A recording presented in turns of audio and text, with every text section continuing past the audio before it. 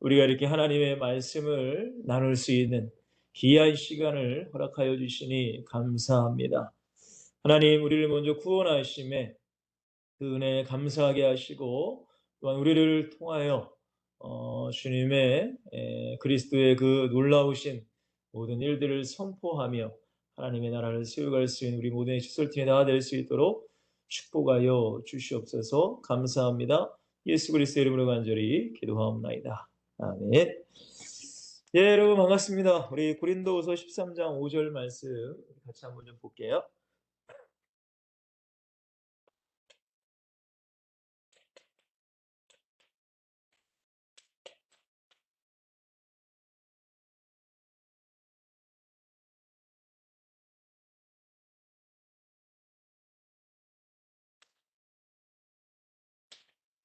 네, 고린도후서 13장 5절 보시기 전에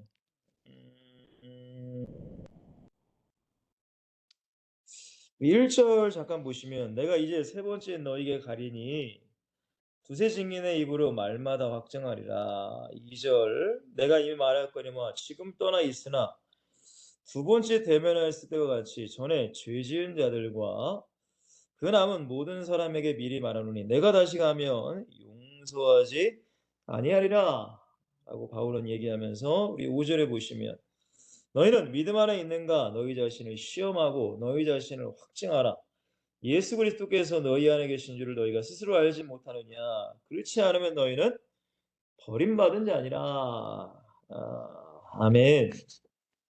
예, 오늘 이 바울의 고백을 통하여서 구원은 자기의 착각이 아니라 증거이다 라는 말씀으로 좀 은혜를 나누려고 합니다. 제목이 조금 아리송하고 무슨 얘기인가 라고도 할 수 있겠지만은 우리가 이 구원이라는 것을 여러분들 바로 이해하지 못해버리면은 자기가 가지고 있는 이 구원에 대한 믿음과 확신이 성경의 기준이 아닌 것이 돼버리면 여러분 그거는 나만의 착각이 될 수 있다는 거예요. 착각. 그러니까 혼자서 내가 착각하고 있으면은 그거를 여러분 우리의 믿음은 하나님이 우리의 믿음을 인정하셔야 되는 거예요. 그죠 여러분들? 그러니까 물론 사람들에게도 인정받는 것도 중요하고 나 스스로 어떤 확신을 가지고 있는 것도 중요하지만 그 믿음을 하나님이 보시고 진짜 너는 나를 믿는다 라고 인정을 하셔야 됩니다. 근데 그렇지 아니하면 나 혼자의 착각 속에 빠져 살다가 주님 앞에 있을 때에 성경에 보니까 예수님께서 뭐라고 하세요? 나는 너를 도무지 알지 못한다. 이 너를 바깥 저 어두운 데에 끌어내서 슬피 울며 이를 날 믿으리라 이런 말씀이 있잖아요. 그러니까 여러분들 오늘 말씀을 통해서 이 구원이라는 것 왜냐면 저와 여러분들은 저는 이제 목회자이기 때문에 설교하는 입장이잖아요. 근데 정확한 구원을 내가 알지 못하고 설교하다 보면 가장 중요한 건 나도 이제 문제가 있는 거예요. 나도 구원을 못 받을 수 있는 거예요. 그죠? 그리고 내가 가르치는 많은 영혼들에게도 잘못된 구원을 가르쳐 버리면은 이거는 큰일 나죠. 그죠? 그러니까 여러분들 자기의 착각이 구원이 되면 안 되고 뭐가 돼야 돼요? 증거. 이제 구원받은 자의 우리 안에 증거가 분명히 있어야 된다는 거죠. 그러니까 너희는 믿음 안에 있는가 너희 자신을 시험해 보라고 바울은 얘기해요. 시험하라는 거예요. 진짜 내가 예수님을 믿는가 우리는 항상 시험해야 돼요. 그리고 확증하라. 너희 자신을 확실한 증거를 대라는 거예요. 우리가 진짜 예수 믿는 확실한 증거가 내게 무엇인가? 맞죠, 여러분들? 자, 예수 그리스도 너희 안에 계신 줄 너희가 스스로 알지 못하죠. 여러분들 우리가 그러잖아요. 막 사람들이 막 내가 예수 믿는지 안 믿는지 모르겠습니다. 이러면은 때때로 이럴 때가 있어요. 아이 그런 생각하지 말라고 예수 믿는 거라고 막. 근데 여러분들 믿음이라는 것은 삼자가 나에게 예수 믿는 거예요라고 말해서 믿음 있는 게 아니에요, 여러분들. 하나님과 나와의 관계 속에서 진짜 예수님이 내 안에 계시면은 난 예수 믿는다고 고백할 수밖에 없어요. 근데 그렇지 아니하면 버림받은 자다라고 바울은 얘기합니다. 제가 예전에 한 번 말씀드린 것 같아요. 제가 거의 10년 전에 이 기독교 뉴스에서 제가 본 것 같은데, 이 미국 교회 성장학 박사가 미국 교인들을 대상으로 뭘 조사를 했습니다. 근데 이제 100명, 뭐, 한 몇천 명 데리고 조사했는데, 이제 퍼센테이지로 해가지고. 근데 100명 중에 20명, 그러니까 20%는 전혀 주일 예배를 드리지 않는다라는 얘기를 했어요. 근데 예수님 믿는다고 해요, 예수는. 예수님 믿는다고 하는데, 100명 중에 20명은 전혀 주일 예배를 드리지 않아요. 주일을 성수하지 않아요. 그리고 100명 중에 25명은 전혀 기도 생활을 하지 않는다라고 답변을 했답니다. 기도를 안 하는 거예요. 평소에 하나도 안 해요. 그리고 100명 중에 35명은 전혀 성경책을 단 한 번도 들여다보지도 않는다라는 답변을 했대요. 35%죠. 그러니까 주일 예배도 안 드리고 기도도 안 하고 성경도 안 봐. 근데 나는 예수 믿는다라고 얘기를 하는 거예요. 그리고 100명 중에 40명, 40%는 하나님을 향한 예물을 드리지 않아요. 하나님께 헌금도 드리면 주일 헌금, 뭐 11조, 뭐 헌금이란 걸 드리지 않아 그냥. 하나님께 아무것도 드리지 않는 거예요. 또 100명 중에 75%, 75명은 전혀 교회에서 주님을 위해 헌신하거나 봉사하지 않는다라는 답변을 했답니다. 100명 중에 75명이라서. 여러분들 뭐 큰 교회 보면은 사실은 여러분들 진짜 그 교회를 세워나가는 사람은 많아야 20%, 많아야 그 교회에 많아야 20%, 적게는 10%, 나머지 한 70%, 뭐 60% 이런 사람들은 그냥 한번 주일날에 한번 도장 찍고 가시는 분들, 그죠? 그러신 분들이 거의 사실 대부분이에요. 그러니까 진짜 교회를 움직이시는 분들은 한 10%, 진짜 많으면 20% 정도. 다른 분들은 거의 뭐 교회 주일날 한번 저기 뒤쪽에서 예배만 드리고 이제 식사도 안 하고 뭐 오후 예배도 안 드리고 그냥 바로 그냥 집에 가시는 분들. 이게 75%라는 거예요. 그리고 85%, 100명 중에 85명 정도는 평생에 전도를 단 한 번도 안 해왔다라고 답변을 했대요. 근데 이제 문제는 뭐냐면 그 100명 모두 다 뭐라고 답변을 했느냐.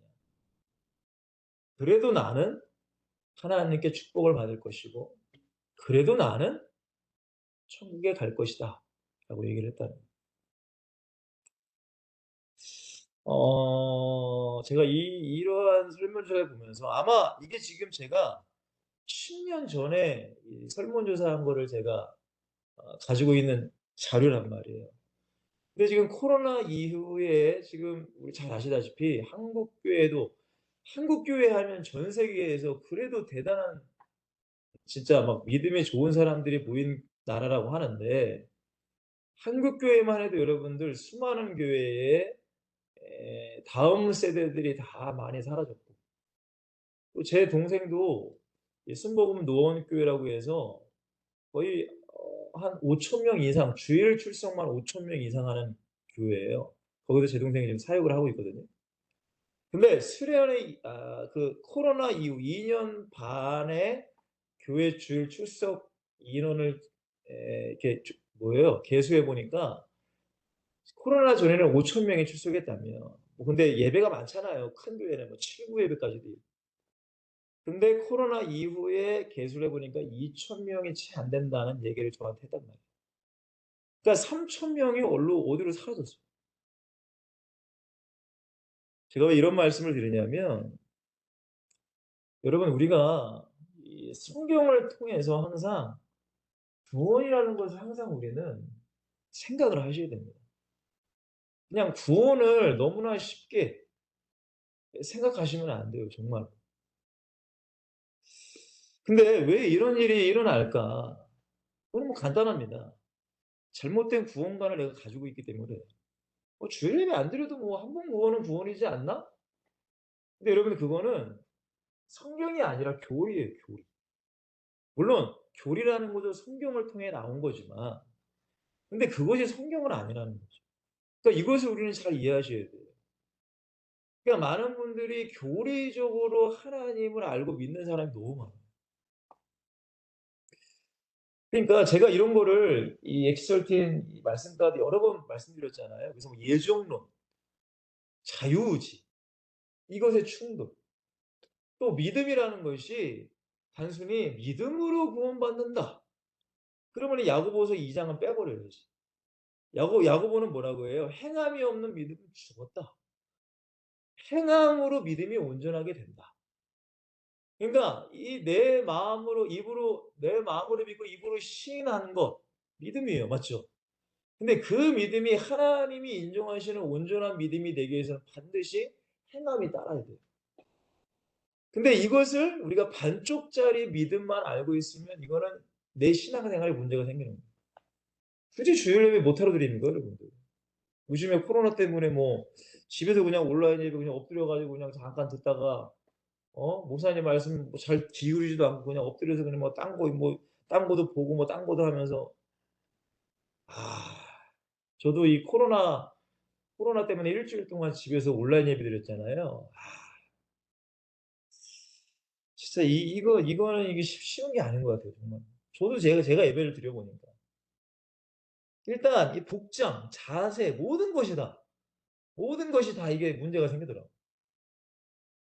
그러니까 여러분들 잘못된 구원관을 사람들이 가지고 있어요. 잘못된 구원관이에요. 뭐 주일 예배 안 드려도 뭐 성경 안 읽어도 기도 안 해도 그냥 한 번 구원은 난 구원이니까 뭐 전도 한 번 예수님을 믿고 한 번도 안 해도 여러분들 그러니까 이게 성경을 바르게 이해하지 못하는 거죠. 왜? 성경을 안 읽으니까. 여러분 보세요. 많은 분들이 교회에 일 주일에 한 번 나와. 그럼 주일 예배 한 번만 드릴 거 아닙니까? 근데 여러분들 주일 예배 이 예배를 한 시간 말씀 듣는다. 이런 분들이 이 한 시간 말씀을 또 얼마나 기쁘게 듣겠어요. 인간은 여러분들 내가 싫어하는 말씀을 안 들으려고 해요. 내가 좋아하는 말씀만 받아들이려고 한단 말이에요. 이게 인간의 문제예요. 그러니까 좋아하는 말씀 딱 하나만 내가 가지는 거예요. 그리고 그게 나의 뭐가 돼요? 믿음화가 돼요.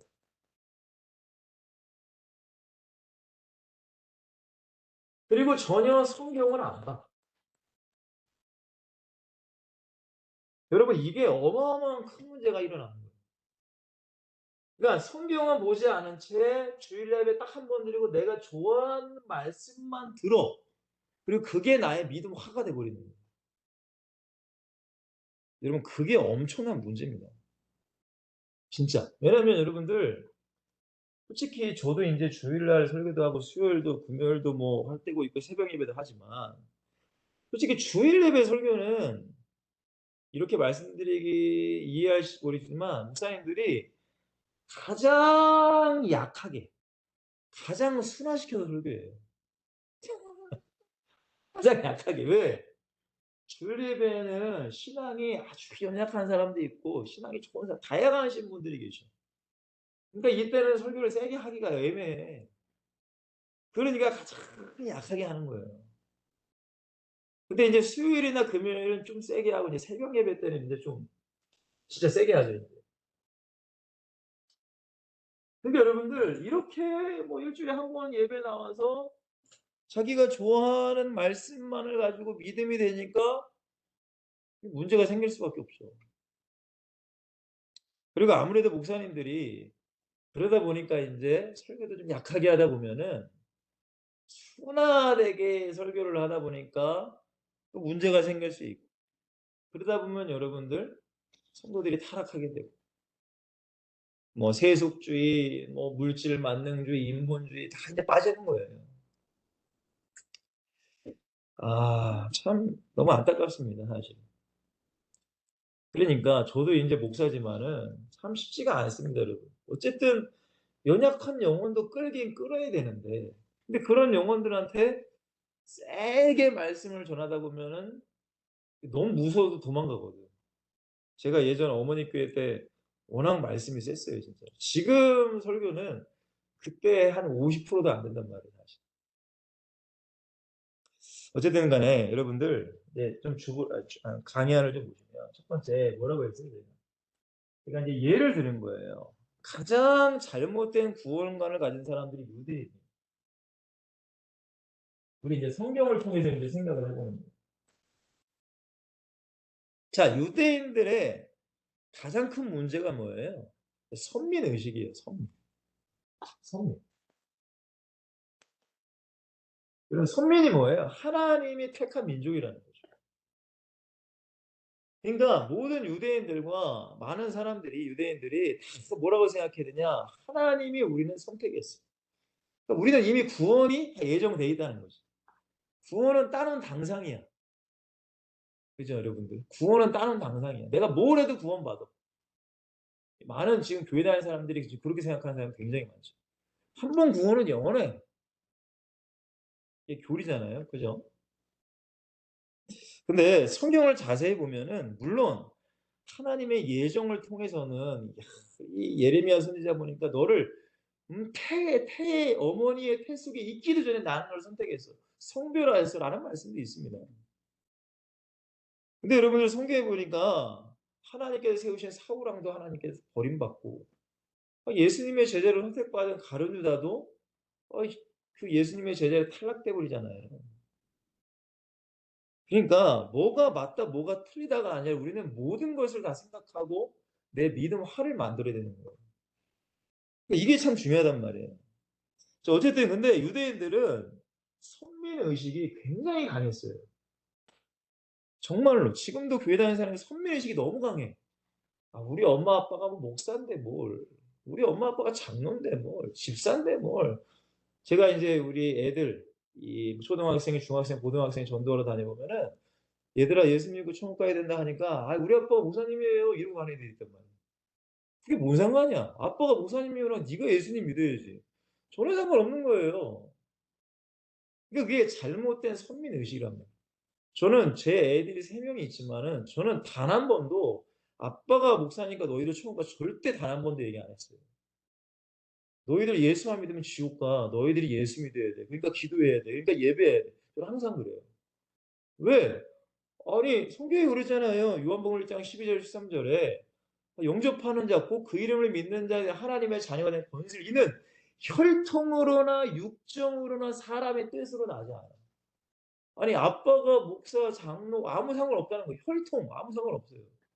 사람의 정 아무 육정 아무 상관없다는 거예요. 근데 유대인들의 가장 문제가 선민사다. 그리고 이방인에 대한 대척이죠.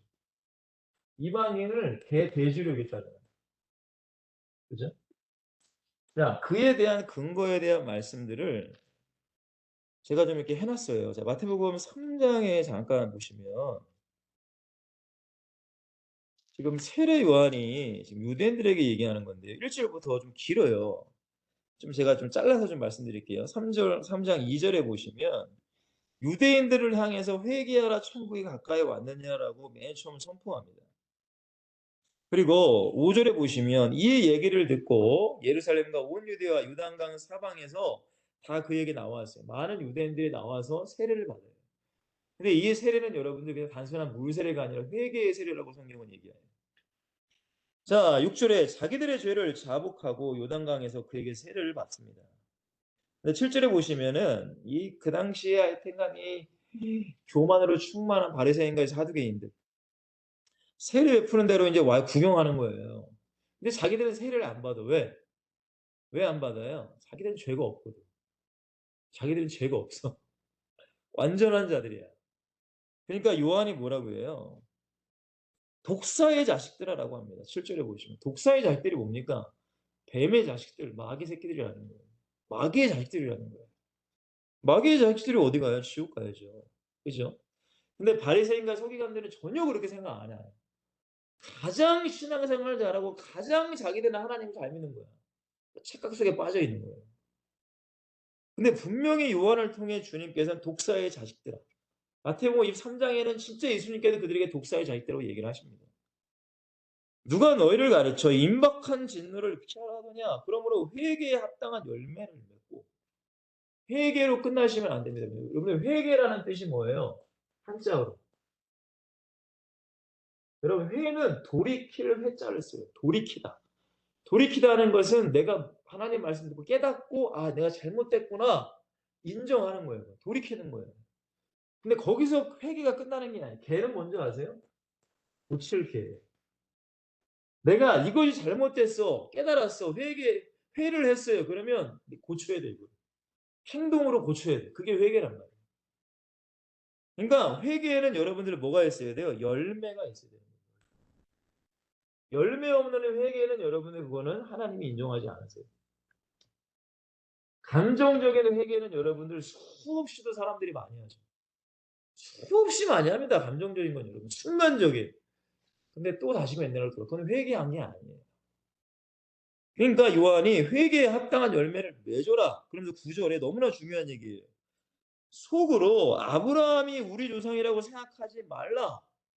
그러니까 자기들은 아브라함의 조상, 선택된 민족이라고 너희들이 생각하지 말라는 거예요. 내가 너에게 이르노니 하나님이 능히 뭐로도요 돌들로도 아브라함의 자손이 되게 하시리라고 얘기해요. 그러니까 너희들이 교만하지 말라는 거예요. 단순히 너희들 선택됐어. 우리의 구원은 예정된 거야. 자, 10절에 이미 도끼가 나무 뿌리에 놓였으니 좋은 열매를 맺지 아니하나 나보다 지켜보려 열매, 증거입니다. 증거. 구원받은 자의 증거가 있어야 되는 거예요. 회개한 사람의 증거, 거듭남의 증거가 우리 안에 있어야 된다는 거예요. 말로만 한다고 이게 되는 것이 아니란 말이에요. 그러니까 11절에 나는 너희로 회개하기 위하여 물로 세를 베풀거니와 그다음에 이제 성령으로 세를 베푼다고 세례요한이 예수님께서 이제 그렇게 하신다고 말씀하시고 12절 손에 키를 들고 자기의 타작마당을 정하여 가서 알곡은 모아 곳간에 드리고 진짜 믿음 있는 사람은 천국 들어가는 것이고 쭉정이 믿음이 없는 사람은 꺼지지 않은 불에 지옥 간다는 거잖아요. 그러면 이 마태복음 3장 1절에서 12절 말씀을 깊이 묵상을 해보셔야 돼요. 왜? 이런 바리새인과 사두개인들 사상이 우리에게는 분명히 있을 수 있단 말이에요. 저도부터도 옛날부터 어린 시절부터도 교회 다녔다니까요. 어머님이 목사님이고 제 동생도 목사고 목사 집안이야. 아 얼마나 그러면 제 자식들도 그렇게 생각할 수 있잖아요. 근데 그렇게 생각하면 안 된다는 거예요. 내가 정말로 예수 그리스도를 믿고 죄를 깼다고 회개를 했다면 내 삶의 회개에 대한 열매와 증거들이 있어야 된다는 거예요. 그것이 없으면 여러분들 꺼지지 않는 불에 태울 것이다. 쭉정이라는 거예요. 쭉정. 왜? 알곡이란 건 여러분 그 안에 생명이 있어요. 생명. 그것을 다시금 심으면 또 생명이 또 나. 근데 쭉정이는 아무리 땅에 심어도 생명이 안 나요. 왜? 죽은 거기 때문에. 그러니까 우리의 삶의 현장 가운데 우리가 예수 믿고 구원받았으면은 회개의 열매, 구원받은 열매, 많은 증거들이 우리의 삶에 있어야 됩니다. 그렇지 않으면 여러분들 안 돼요. 근데 아까 제가 맨 소리에 말씀드린 것처럼 주일 성수도 안 해. 여러분 주일 성수가 뭐예요? 구원받은 자의 증거예요. 그게. 주일 성수가 여러분들. 기도 구원받았기 때문에 주 하나님께 기도하는 거 아닙니까? 성경이 왜 읽어요? 구원받은 은혜에 감사하고 하나님과 가까워하기 위해 성경 읽는 거 아니에요? 여러분 예물 왜 드려요? 예물 아깝잖아요. 근데 왜 드려요? 하나님 은혜에 감사하니까. 단순히 10의 1조만이 하나님 것이 아니라면 내 모든 건 다 하나님 거야. 근데 하나님은 다 달라고 하지 않으셔. 10분의 1만 줘라. 그걸로 하나님 나라 세우게. 그래도 안 하네. 여러분 헌신 봉사하는 거 당연한 거예요. 여러분들 이거는 내가 잘나서 내가 배달해서 믿을 그게 아니에요. 예수님 믿으면은 내가 하나님께 헌신 봉사 못하는 게 더 죄송스러운 거지. 여러분 전도도 마찬가지죠. 여러분들 이러한 증거들이 우리 안에 있어야 되는데 이게 없어. 그건 쭉정이라는 거예요. 생명이 없는 거야 그 안에.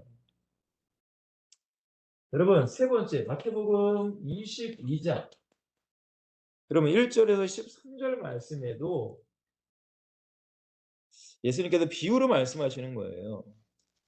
너무 길기 때문에 다 말씀드릴 수는 없지만, 2절에 보시면 22장 이제 천국은 마치 이제 천국 얘기를 하는데, 자기 아들을 위하여 혼인잔치를 베푸는 어떤 임금 같아요. 그러니까 임금이 자기 아들을 위해 혼인잔치를 베풀었나 봐. 그러니까 종들을 시켜가지고 혼인잔치에 오라고 막 합니다. 근데 5절에 보시면 그들이 돌아보지도 않고 한 사람은 자기 밭, 한 사람은 자기 사업하러 갔대. 바빠. 왜 좀 나오세요? 예수 믿으세요. 바빠. 근데 이렇게 선지자들을 다 보내는데 종들을 잡아 모욕하고 죽이기까지. 이제 유대인들이 그랬잖아요. 그죠? 그러니까 하나님께서 선지자들에게 마지막 때는 이제 길거리에 있는 사람을 무조건 아무나 다 데려오라는 거예요. 무조건 데려와서 앉혀놓으라는 거예요. 혼인잔치. 자, 근데 중요한 게 뭐예요? 11절에 보시면은 혼인잔치에 많은 사람들이 있어. 지금 교회에 많은 사람들이 있어. 근데 중요한 게 뭐예요? 임금이 손님들을 보러 들어올 때 거기서 예복을 입지 않은 한 사람, 예복이 나와요. 혼인잔치의 예복이라고 이제 이해하시면 되겠죠. 근데 예복을 입지 않은 사람을 보고서 아니 왜 예복을 입지 않고 여기에 들어왔느냐라고 얘기를 하는 거예요. 그 임금이 하나님이. 그러니까 아무 말도 못해. 그러니까 13절에 뭐라고 해요? 임금이 사환들에게 말해 그 손발을 묶어 바깥 어두운 데에 내던지라. 거기서 슬피 울리며 이를 갈게 되리라 라고 말씀. 4절까지. 여러분 제가 이 말씀을 보면서 도대체 예복이 뭐예요 여러분들? 이게 지금 천국 들어가는 내용이란 말이에요. 비유를 말씀하시는데 아니 예복을 안 입었다고 해서 어디요? 바깥 어두운 데가 어디예요 여러분들? 지옥잖아요 지옥. 지금 교회 안에 있는데 예복 안 입었다고 지옥 보내는 거예요. 이 예복이 뭐예요 이 예복이. 이거 좀 이따 이제 말씀드릴게요. 자, 네 번째 마태복음 23장. 드디어 이제 바리새인과 서기관들에게 예수님께서 이 땅에 오셔가지고 진짜 최고로 막 화내시고 막 욕도 하십니다. 막 진짜. 자, 뭐 다 읽을 수는 없고요. 23절에 쫙 보시면 화했을진저 외식하는 서기관들과 바리새인들이여 너희가 박하와 회양과 근처와 씹을저는 들이되 율법에 더 중한 바 정의와 긍휼과 믿음 버렸도다. 그러나 이것 때문에 저것도 버리지 말아야 할지니라 라고 예수님 말씀하십니다.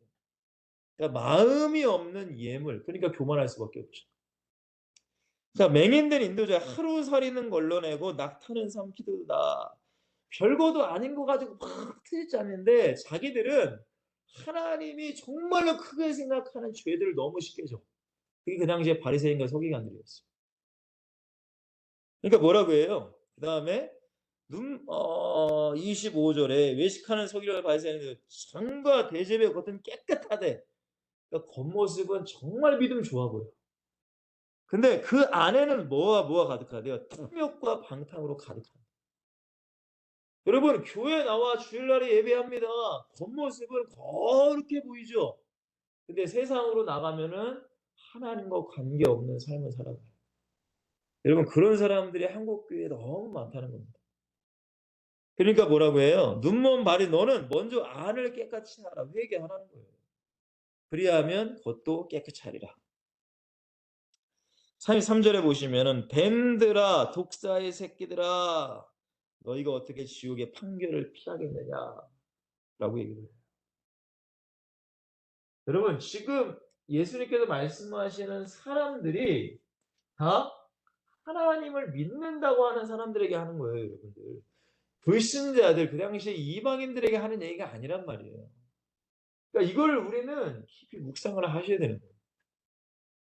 마지막으로 다섯 번째, 마태복음 25장 1절에서 마지막 절 46절에 보시면 세 가지 비유. 제가 몇 번 말씀드렸죠? 열 처녀의 비유. 지혜로운 다섯 처녀, 어리석은 다섯 처녀. 뭐 준비 안 해요? 기름 준비 안 해요. 여러분 기름 준비 안 해서 5명은 지옥 갑니다. 성경대로. 맞죠? 천국 잔치에 못 들어가요. 뭐라고 해요? 예수님께서 "나는 몰라." 이렇게 얘기한단 말이에요. 기름이 뭐냐고 기름. 그리고 여러분 달란트. 한 달란트 받은 자 그럼 지옥 가요.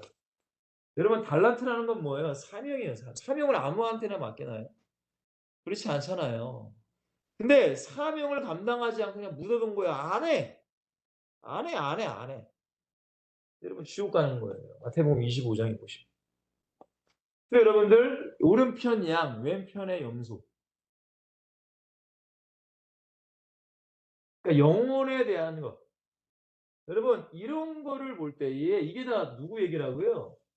불신자들에게 하는 내용이 여러분 절대 아닙니다, 여러분. 다 하나님을 믿는다고 하는 사람들에게 하시는 말씀이란 말이에요. 그런데 문제는 뭐예요? 다 이 사람들은 '나는 구원받았어. 나는 천국 가.'라고 생각했다. 자 그러면 지금으로 돌아옵니다. 지금 현재. 잘못된 구원관을 가진 현재의 불신자들 또한 종교인들이라고 했어요. 여러분 불신자들에게 전도를 하다 보면은 구원에 대해서 얘기하다 보면은 거의 99%가 다 이렇게 대답해요. "어떤 사람이 천국 가고 구원받았습니까? 라고 얘기를 하면은 "착하게 살면 된다. 착하게. 착한 사람이 구원받는다. 착한 사람이 천국 간다." 여러분 분명히 성경은 얘기해요. 로마서 3장 10절에도 3절에도 모든 인간은 죄인이에요. 여러분 죄를 가지고 있는 인간은 천국에 갈 수가 없습니다. 죄의 크고 작고의 의미가 아니라 죄의 유무의 의미예요. 그러니까 죄가 정말 쪼끔이라도 있는 사람은 지옥 가. 근데 인간은 원죄가 있기 때문에 태어날 때부터 다 죄인이에요, 여러분. 애기들도 다 죄인이야. 근데 여러분들 착하게 살면 구원받는다? 착한 사람이 천국 간다? 미안하지만 그건 말도 안 되는 거예요. 물론 유교에 보면은 뭐 성선설, 성악설, 뭐 인간은 태어날 때부터 선하다, 인간이 악하다 이런 얘기가 있지만 성경적으로는 성악설이 맞는 거죠. 그죠? 성악설. 뭐 유교 뭐 그게 맞는다고 말이 아니라 모든 인간은 태어날 때부터 죄인이라는 거예요. 그러니까 선할 수가 없어요, 여러분들. 악해. 근데 그 사람이 착한 일을 하면 천국 간다? 그건 말도 안 되는 거예요. 뭐 기부를 많이 하면 천국 간다? 말도 안 되는 거예요. 저기 아프리카 사람들 뭐예요? 뭐 기부하면 천국 간다? 말도 안 되는 거죠. 새빨간 거짓말이에요. 근데 많은 사람들이 이렇게 생각하고 있단 말이에요. 그죠? 어떤 행위에 대한 것. 여러분 이걸 잘 이해하셔야 돼요. 다른 종교는 구원을 받기 위해서 행위를 해야 돼. 근데 우리는 구원을 받았기 때문에 우리는 행동으로 감사해 하나님께 표현을 하는 거예요. 이게 종교와 예수를 믿는 게 달라. 이걸 반드시 잘 이해하셔야 됩니다. 우리는 구원을 받았기 때문에 감사함으로 예배하고 기도하고 전도하고 예물 드리고 헌신하는 거야. 뭔 말인지 이해가 되시죠? 그러니까 모든 나의 삶 속에서는 은혜와 감사가 그 속에 담겨져 있어. 근데 다른 이방 종교는 구원받기 위해서 내가 해야 돼. 여러분 여호와의 증인들 보세요. 그 사람들은 외국 사람들 우리나라 많이 오잖아요. 그 사람들은 구원받기 위한 조건이 뭐냐? 평생에 몇 년간은 이방 나라에 가서 복음을 전해야만 구원받는다는 얘기가 있어요. 말도 안 되는 거죠. 그죠, 여러분들? 그게 여호와의 증인의 구원, 이래야 구원받는다에 나온단 말이에요. 그러니까 왜 외국인들이 우리나라까지 와서 복음을 전해요? 구원받으려고 하는 거예요. 근데 우리는 아니라니까요. 하나님의 은혜로 구원을 받았기 때문에 우리가 헌신하고 봉사하고 전도하는 거지. 이걸 반드시 이해하셔야 된단 말이에요. 자, 두 번째. 교회만 잘 다니면 구원받는다? 여러분, 교회 잘 다니면 구원받아요? 물론 구원을 받는 게 교회를 다니는 게 너무 중요합니다. 근데 교회 다닌다고 해서 모든 사람이 다 천국 가는 건 절대 아니에요. 이걸 분명히 기억하셔야 돼요. 구원에 대한 기준 자체가 교회가 아니란 말이에요. 여러분 요한복음 3장 16절에 분명히 말씀하고 있어요. 하나님이 세상을 이처럼 해서 독생자를 주셨어요. 이는 그를 뭐하는 자마다 믿어야 되는 거예요. 믿는 자마다. 그리고 더 나아가 우리가 교회를 어떤 건물을 의식해서 나오는 게 우리가 믿음 생활이 아니라 내 자체가 교회가 돼야 돼요. 내 자체가. 내가 교회가 돼야 돼. 그러니까 어디든지 나는 교회야, 교회. 이게 돼야 돼요. 고린도전서 3장 16절에 뭐라고 해요? 너희가 하나님의 성전인 것과 하나님의 성령이 너희 안에 거하시는 걸 알지 못하는 거예요. 근데 이것만 알면 안 되고 고린도전서 3장 17절에 같이 이어서 여러분들이 이 말씀을 이해해야지. 우린 또 3장 16절만 주구장창 외우죠. 그죠? 자, 이렇게 말씀하신 17절에 뭐라고 해요? 누구든지 하나님의 성전, 내가 하나님의 성전이라는 거예요. 그럼 건물의 의미도 물론 성전이지만 내가 하나님의 성전인데 하나님의 성전을 더럽 하나님이 그 사람을 뭐 하신대? 멸하신대. 하나님의 성전을 거룩하게 너희도 고라 아니라. 여러분들 교회만 잘 다닌다고 구원받는 게 아니에요. 예수 믿어야 돼요. 예수 믿어야 돼요. 그러니까 내가 예수 믿는가를 항상 점검을 항상 하신단 말이에요. 오늘 바울이 얘기하는 널 시험해봐라. 너 진짜 예수 믿어? 너에게 예수 믿는 확실한 증거가 뭐야 그럼 도대체? 도대체 그 증거가 뭐냐고 나한테 물어야 되는 거예요. 이게 없으면 여러분은 안 되는 겁니다. 자, 세 번째. 이 참 중요하죠. 자, 여러분들 이걸 잘 이해하셔야 돼요. 구원관. 잘 이해하셔야 돼요. 자, 영접 기도만 따라하면 구원받는가? 영접 기도 따라하면 구원받는다.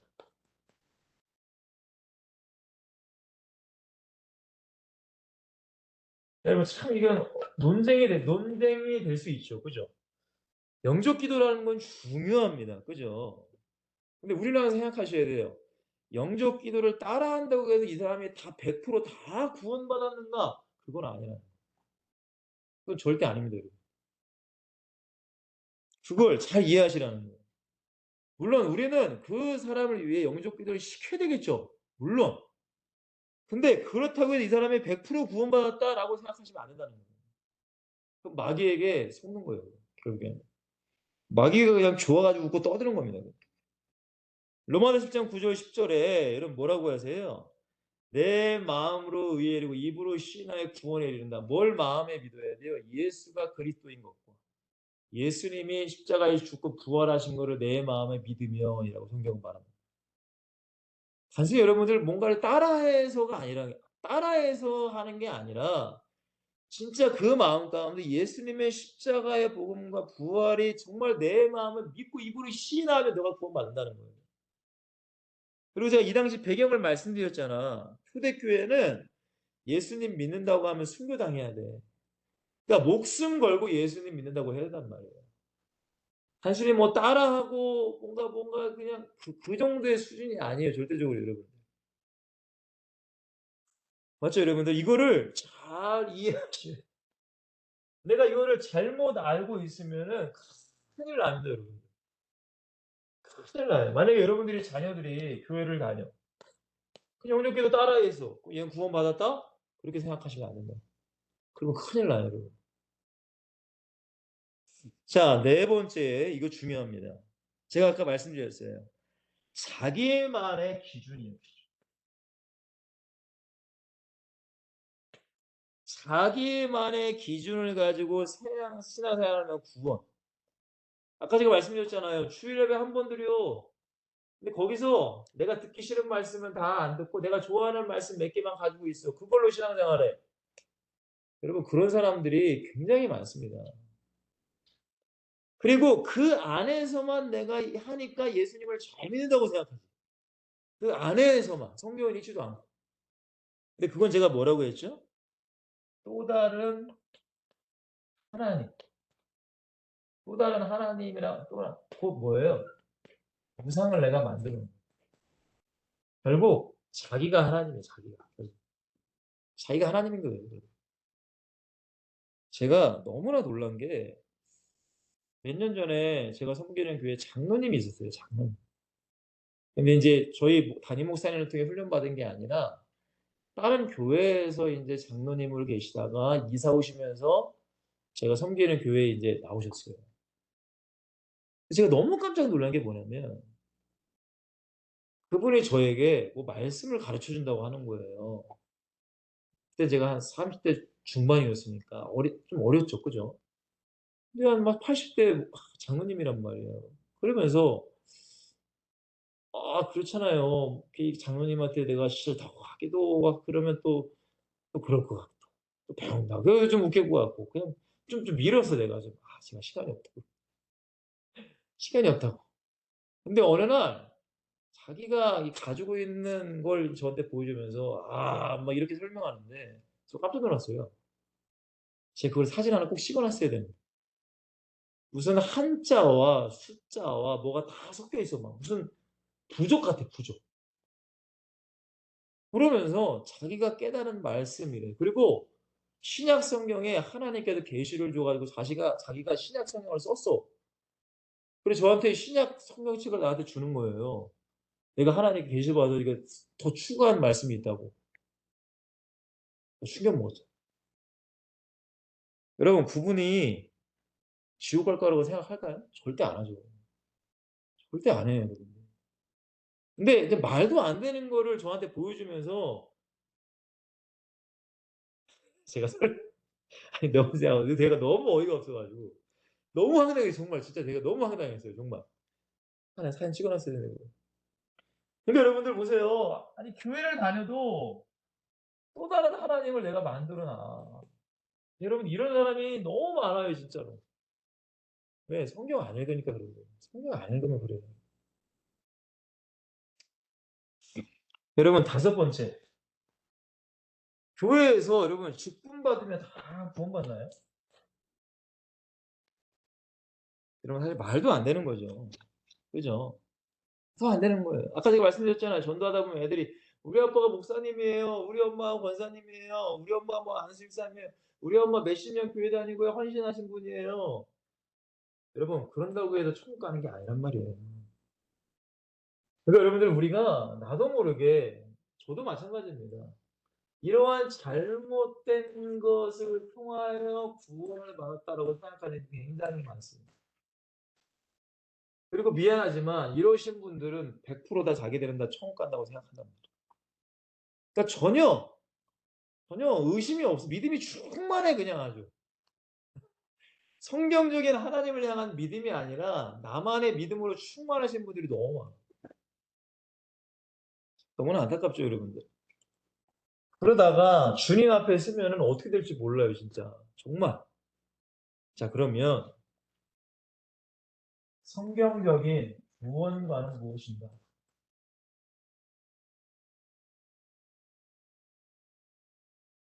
첫 번째입니다. 너무나 중요한 거예요. 요한복음 3장 1 절에서 5 절에 니고데모라는 사람이 예수님께 와서 뭔가를 물어보죠.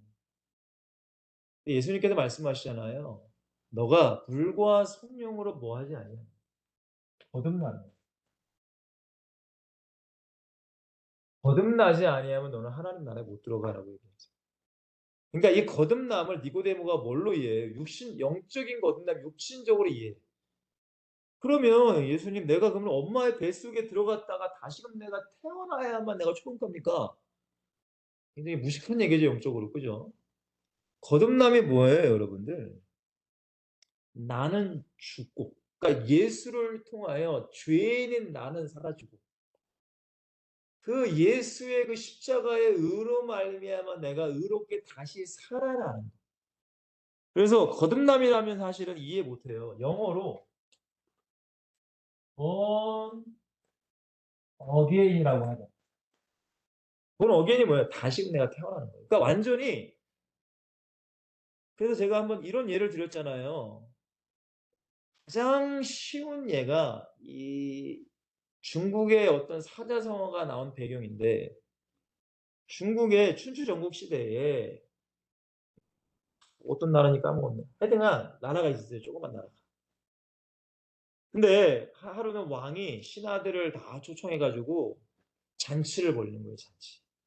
근데 신하들이 술이 과하게 취한 거예요. 그때 갑자기 바람이 싹 불면서, 그때는 이런 전등이 아니니까 이 불들이 다 꺼졌어. 그때에 여자 목소리가 꺄악 소리가 납니다. 그리고 그 여자가 외칩니다. "왕이시여." 그 여자가 인제 왕이 이 사랑하는 여자였어요. "왕이시여, 어떤 사람이 나를 추행했습니다." 그러면서 "내가 그 사람의 가끈을 끊었으니 불을 켜시면은 그 사람을 잡아서 혼내 주세요." 이렇게 얘기를 한 거야. 여러분들이면 어떻게 하겠어요? 당장 불 켜 가지고 걔 인제 죽여야 될 거 아니에요. 근데 그 왕은 안 그랬대요. 절대 불 켜지 말라고. 그리고 모든 신하들은 다 가끈을 다 끊어 버리라. 그러니까 그 사람을 어떻게 한 거예요? 살려준 거예요. 그러니까 여러분들, 그 신하는 사실은 그날 죽었어야 돼요. 그날 죽었어야 되는데 왕의 긍휼로 말미암아 산 거야. 이해되시죠, 여러분들? 그러니까 그때부터 그 신하는 오직 왕에게 은혜를 갚기 위해서 살아가는 거예요. 그리고 어느 날 그 왕이 위기가 닥친 거예요. 옆에 나라가 침략해서 왕이 죽을 위기가 닥쳤어요. 이 포위당했어. 그래서 '나는 죽었구나.' 하는데 저기 멀리서 혈연단신으로 어떤 장수가 막 말을 타고 뛰어와서 생명을 걸고 뛰어와서 어떻게 해요? 그 왕을 살려주고 그 전쟁을 승리하게 만듭니다. 이게 진짜 사자성어, 제가 이게 지금 갑자기 생각나는 거라서 다 제가 자세히 설명을 못 드리는데 제가 말씀드린 것 같아요. 그러니까 그 왕이 너무나 그 신하에게 고마워서 "아니 어떻게 해서 너는 네 생명을 걸고 나를 구할 생각을 했냐." 그리고 신하가 뭐라고 했을까요? 사실은 몇 년 전에 자기는 죽었어야 될 목숨입니다. 그러나 왕이 나에게 긍휼을 베푸셔서 저는 이 왕에게 은혜를 갚을 날만 생각하며 살았습니다. 그래서 지금 제가 목숨을 걸고 왕을 구한 겁니다.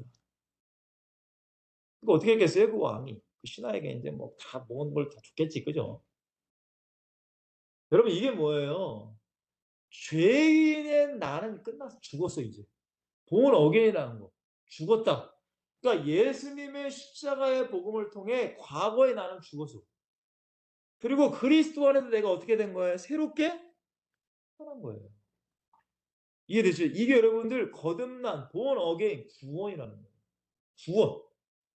그냥 단순히 종교적으로 지식적으로 교리적으로 뭐 뭘 따라하고 그 정도의 수준이 아니란 말이에요. 완전히 나는 죽었고 죄인의 나는 죽었고 그리스도의 의로 내가 살았다. 그러니까 바울의 가장 유명한 고백이에요.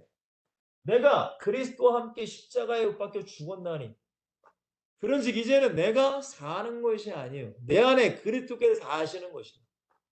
이제 내가 육체 가운데 사는 것은 나를 사랑하사 나를 위하여 자기 자신을 버리신 하나님의 아들을 믿는 믿음 안에서 나는 살아간다라고 얘기하잖아요. 순서가 좀 바뀌었네. 그러니까 여러분들, 이 고백이 우리 안에 있어야 되는 거예요. 이게 구원이에요, 구원, 여러분들. 단순히 종교적 그게 구원이 아니란 말이에요.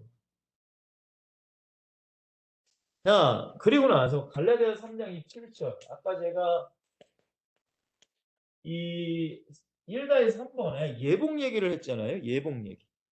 자, 갈라디아서 3장 27절을 제가 한번 읽어 드릴게요. 자, 예복입니다. 예복.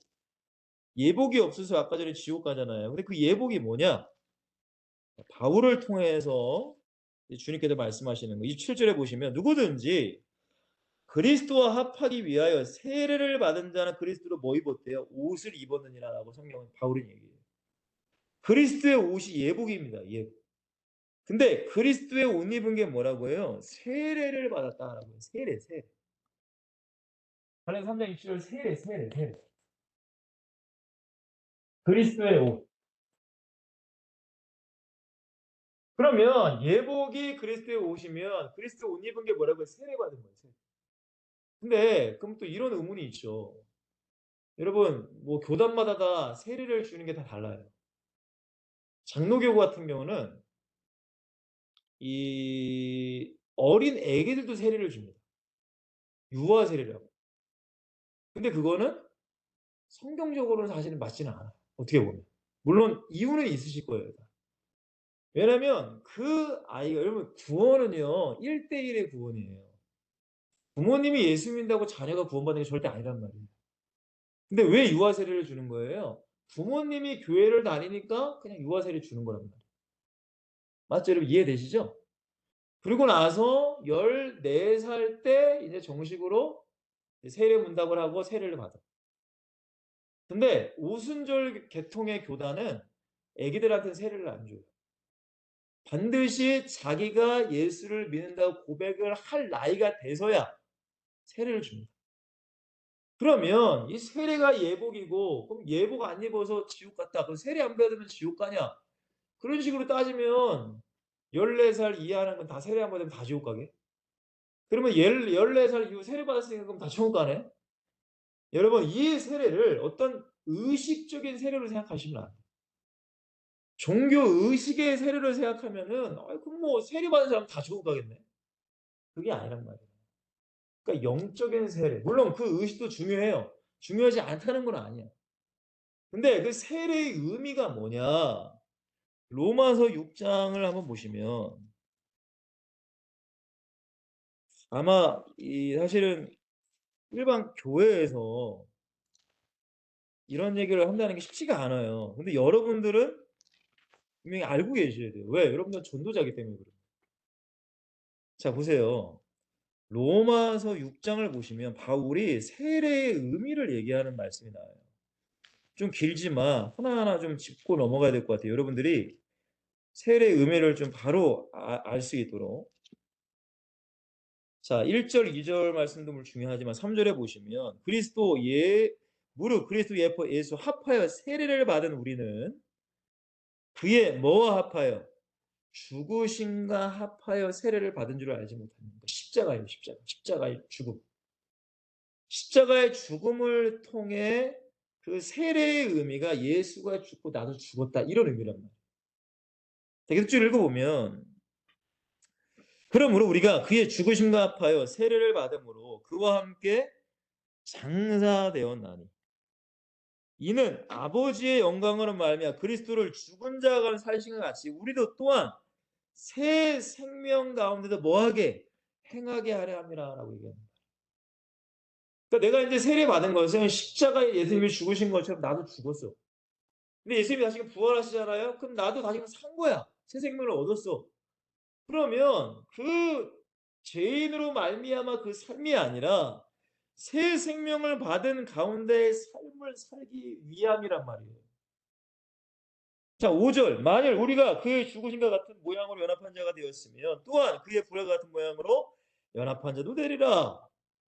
우리가 알거니와 우리의 옛사람 예수와 함께 십자가에 못 박힌 것은 죄의 몸이 죽어 다시는 우리가 죄에게 뭐하지? 종노릇하지 아니하려 함이니. 이는 죽은 자가 죄에서 벗어나 의롭다 하심을 얻었습니다. 만일 우리가 그리스도와 함께 죽었으면 또한 그와 함께 살 줄을 믿노니 이는 그리스도께서 죽은 자 가운데 살아계셔서 사나 다시 죽지 아니하시고 사망의 나직을 주장하지 못할지를 압니다. 자, 그가 죽으심은 죄에 대해 단번에 죽으시며 그가 살아계심은 하나님께 대해 살아계심이 이와 같이 너희도 너희 자신을 죄에 대해는 죽은 자요 그리스도 예수 안에 하나님께 대한 살아있는 자로 여길지어다. 자, 그 다음에 뭐라고요? 12, 13절 중요합니다. 그러므로 너희는 죄가 너희 죽을 몸을 지배하지 못하게 하여 몸의 사육에 순종하지 말고 또한 너희 지체를 불의의 무기로 죄에게 내주지 말고 오직 너희 자신을 죽은 자 가운데도 살아난 자 같이 하나님께 드리며 너희 지체를 의의 무기로 하나님께 드리라. 죄가 너희를 주장하지 못해 이는 너희가 법 아래 있지 아니하고 뭐 아래? 은혜 아래 있습니다. 라고 얘기하는 이게 세례란 말이에요. 어떤 종교적인 의식의 차원이 아니라 여러분들 세례라는 것은 진짜 내가 예수와 함께 죽고 예수와 함께 살아나. 이제는 예수를 위해 살아가는 삶, 그게 세례예요. 세례. 이게 세례의 의미고 세례받은 자의 삶이라는 거예요. 어떤 종교적인 행위가 여러분 절대 아닙니다.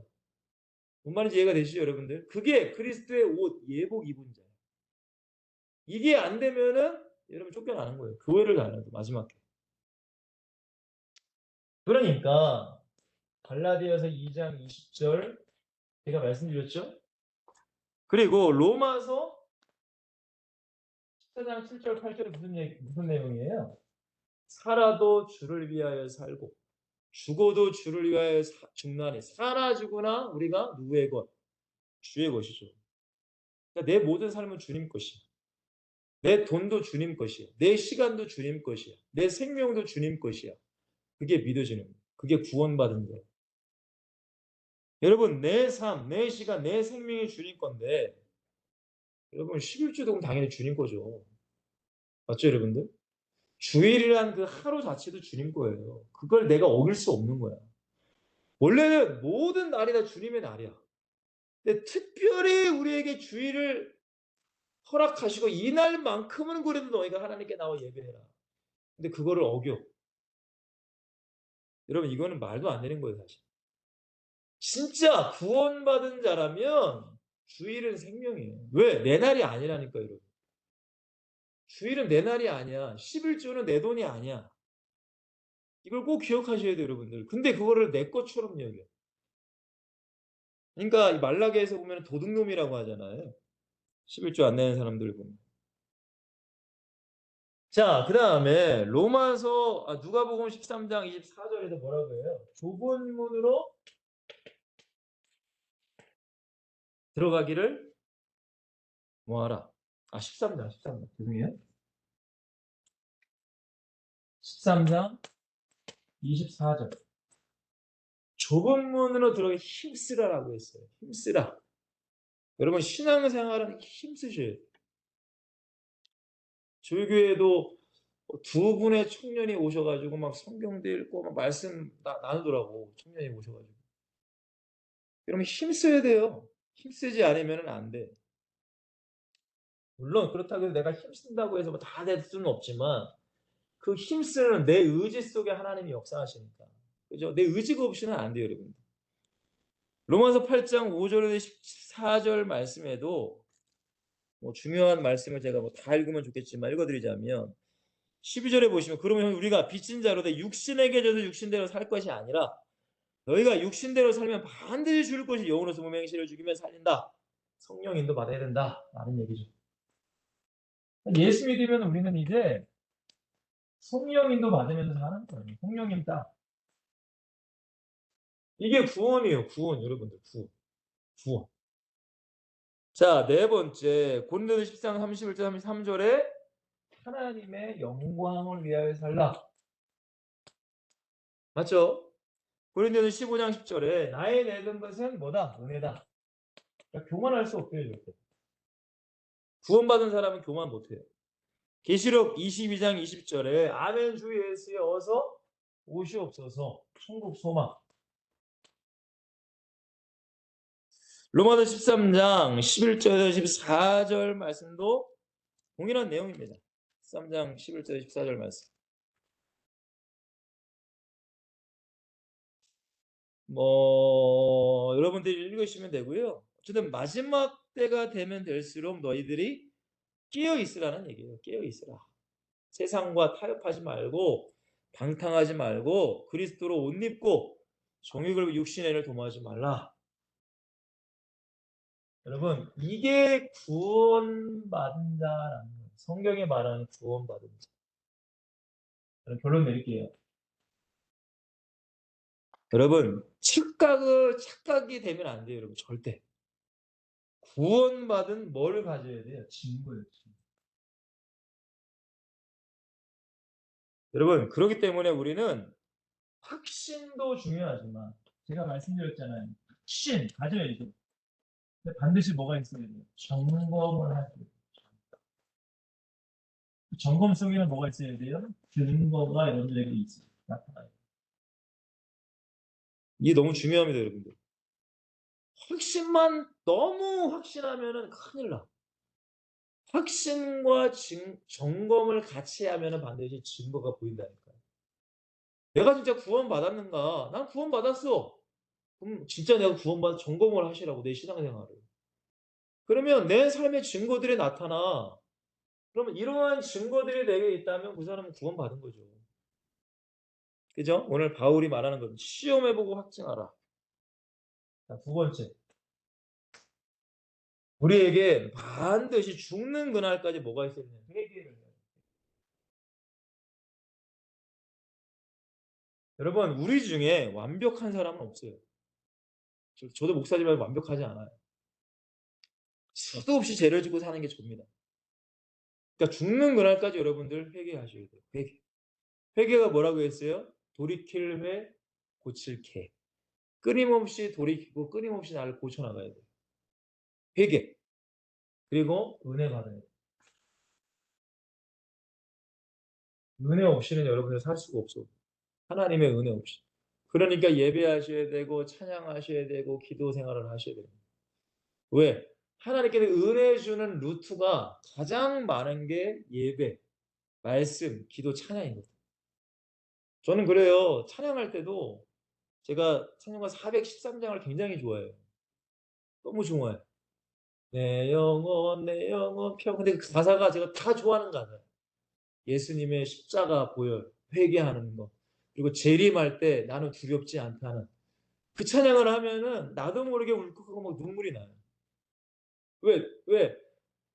내가 살아가는 게 죄에서 내가 자유할 수 없거든, 사실은, 우리는. 근데 죄에서 자유할 수 있는 게 뭐냐? 예수님의 십자가의 보혈 안에 있으면 우리는 자유할 수 있어요. 그 보혈의 은혜가 얼마나 큰지 몰라. 그리고 우리가 때로는 신앙생활 하려고 힘들고 어려운 일이 있어. 근데 왜 이렇게 우리가 살아가요? 주님을 만날 그날. 주님 앞에 섰을 때에 송거나 내가 그래서 칭찬하는 그날 그거 바라보고 살아가잖아요. 그죠? 여러분들 이 은혜가 죽는 그날까지 있어야 돼요. 여러분. 은혜가 없이는 여러분들 종교인 되는 거 너무 빠르고 불신자 교회 안 나오는 거 너무 빨라져요. 은혜 없이는 안 돼요. 그리고 그렇기 때문에 감사가 있어야 돼요. 여러분 보세요. 회개와 은혜와 감사가 있는 사람이 교만하게 될까요? 절대 교만할 수 없어요. 여러분 교만하다는 것 자체가 그 사람에게 회개와 은혜와 감사가 없기 때문에 교만한 거예요. 여러분 그럼 반대로 겸손하니까 뭐 할 수 있어요? 순종할 수 있는 거예요. 순종. 왜 순종 안 해도 내가 교만하니까. 내 힘으로 할 수 있다 이거지. 하나님 뜻대로 내가 안 살아도 돼. 그러니까 순종 안 하는 거예요. 교만은 불순종하게 되는 거예요. 근데 겸손은 순종하게 돼. 이번의 삶이 반드시 있어야 돼요. 이게 우리의 구원받은 증거입니다. 증거. 그럼 구원받지 않은 사람이 회개가 일어날까요? 절대 없습니다. 미안하지만 회개 안 해요. 하나님의 은혜에 감사하며 살아요? 절대 못해요. 진짜 구원받은 사람이 이 세 가지가 나타나는 거예요. 세 가지. 자, 마지막 세 번째. 말씀, 기도, 마지막을 뭐예요? 증거. 구원받은 자의 증거들이. 맞잖아요. 말씀은 하나님의 그렇잖아요. 우리가 남녀가 만나면은 그 상대방 얘기 잘 들으려고 하죠. 그죠? 당연한 거죠. 사랑하니까. 관계가 있으니까. 기도. 하나님의 뜻대로 내가 기도하고. 마지막으로는 예수님을 전하는 삶. 아, 저는 그렇습니다, 여러분들. 하나님께서 저를 목사로 부르시고 나서 하나님께서 저에게 준 비전은 죽어있는 한국교회, 특별히 교회 안에 있는 사람들을 깨우라는 사실 저에게 비전을 사실 주셨어요. 그러니까 그 성경에 보면은 예레미야 같은 선지자, 예레미야 같은 선지자가 어떤 사람이었냐면은 그 당시에 거짓 선지자가 굉장히 많았거든요. 그러니까 이스라엘 백성들이 막 우상을 섬기는데 거짓 선지자들은 뭐라고 설교해요? 하나님이 그래도 우리를 선택했기 때문에 우리를 사랑하시고 우리는 절대 멸망하지 않아. 괜찮아, 괜찮아. 하나님은 예레미야에게 아니다. 너희들 망한다. 너희들이 그렇게 우상 숭배당하면 망한다. 큰일 난다. 그러니까 이스라엘 백성들이 거짓 선지자 얘기들은 좋아하고 예레미야 되게 싫어하잖아요. 그죠? 감옥에 넣고 막 때리고 막. 하나님은 저에게 사실 그런 비전을 저에게 주셨거든요. 그런데 제가 이런 설교를 여러분들에게 하는 거예요. 여러분, 가장 중요한 건 나예요. 여러분, 나의 구원이 하나님이 인정하시는 확신이 아니라 혹시 나만의 착각이라면 그건 이 세상에서 가장 불쌍한 사람. 여러분, 이 세상에서 가장 불쌍한 사람이 아프리카에 무슨 뭐 못 먹고 살고 뭐 지금 우크라이나에 뭐 전쟁, 물론 그 사람은 불쌍해요. 근데 가장 불쌍한 사람은 예수 안 믿고 지옥 가는 사람이 가장 불쌍해요. 근데 더 불쌍한 사람은 뭔지 아세요? 교회에 앉아 있음에도 불구하고 지옥 가는 사람이 더 불쌍한 거죠.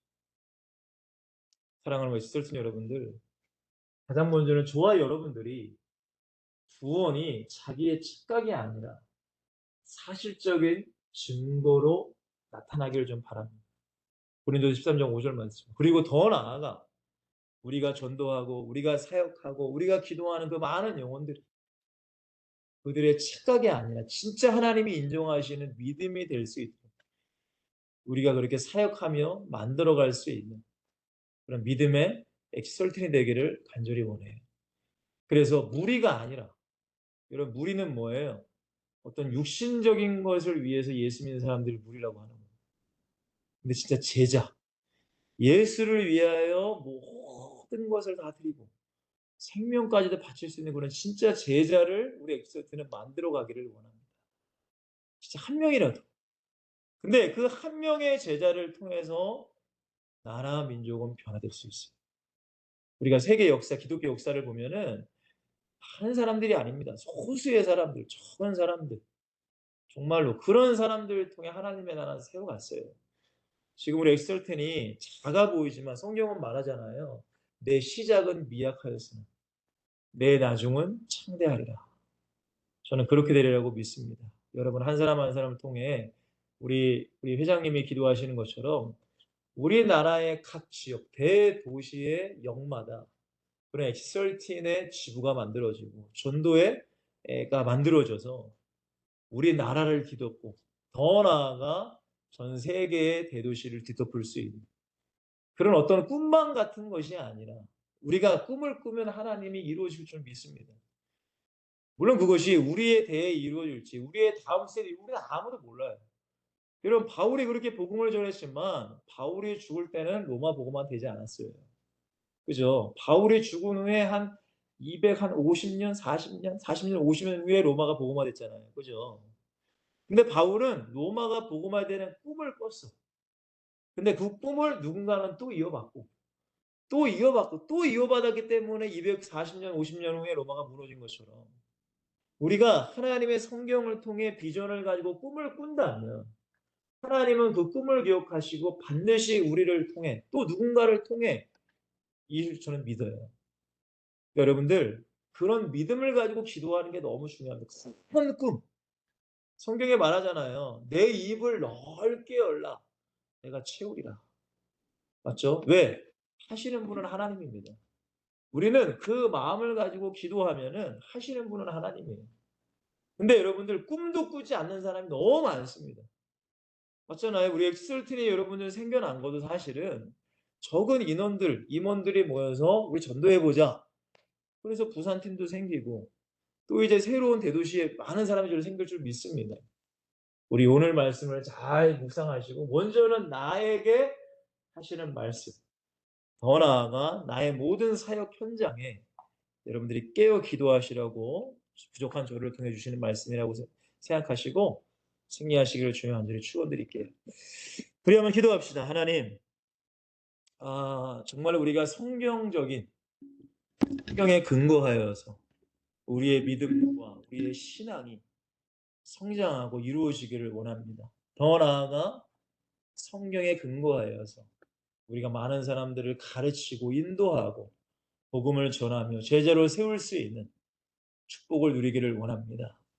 중세교회의 많은 목회자들이 타락함으로 성경이 아닌 자기들이 만들어낸 면죄부를 통하여 그 중세교회가 완전히 망한 것처럼 하나님 지금 가르치는 자들이 바로 알지 못하면은 중세교회와 다를 바가 없어집니다.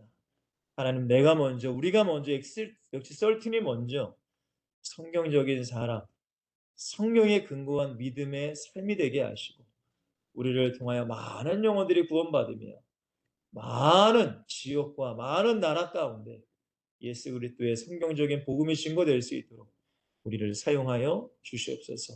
우리 멕시코에서 복음 전하는 우리 수연자들과 함께 하시고 우리 모든 엑스솔틴이 하나 되길 원하며 우리를 통하여서 하나님의 뜻이 온전히 이루어질 수 있도록 축복하여 주시고 이 모든 일을 또한 이끌어 나가는 우리 모든 임원진들에게도 지혜와 능력으로 도와여 주시옵소서. 다음 주에도 건강하게 만날 수 있도록 인도하여 줄 믿사오며 예수 그리스도의 이름으로 간절히 축복하며 기도하옵나이다.